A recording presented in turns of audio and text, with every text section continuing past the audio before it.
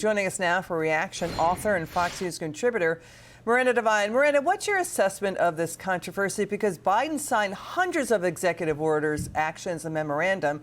I mean, how bad is this? Lawmakers say many were signed with this autopen. It sounds like Biden's autopen could have gotten its own Secret Service detail and could get pension benefits. That's how bad it seems. What do you think?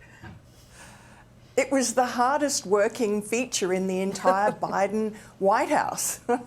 I mean, he had something like 10,000 clemencies, you know, pardons and commutations and the like. He did bulk ones, and most of these were done in the dying weeks of his presidency. Of course, the Hunter Biden pardon was signed with his own shaky hand. He was certainly compos mentis enough to know that that was important to him, or maybe Hunter himself was guiding that shaky hand, at least metaphorically, and making sure that he had a legitimate pardon for himself. So, look, it's interesting. I think it certainly reflects how annoyed President Trump has become with the mess that he was bequeathed by Joe Biden, whether it be on the economy or the border.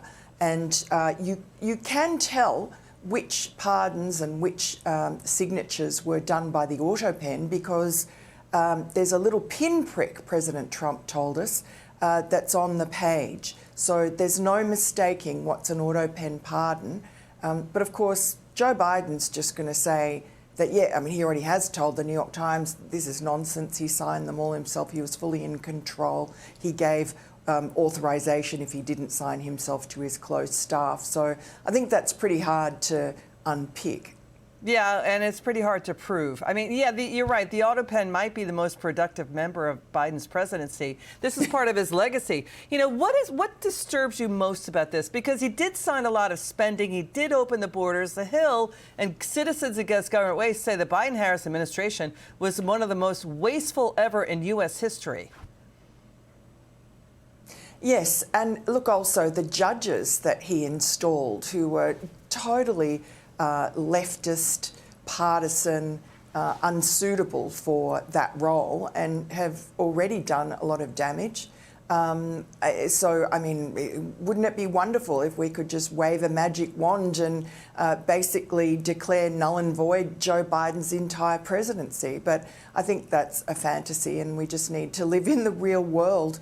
Unfortunately, we're left with his legacy, which is disastrous. And I hope that history shows just how damaging he's been and the great efforts that Donald Trump and his administration are going to try and undo some of that damage. Thank you so much, Miranda Devine. Please read Miranda Devine's columns and work. She's brilliant. We appreciate you so much.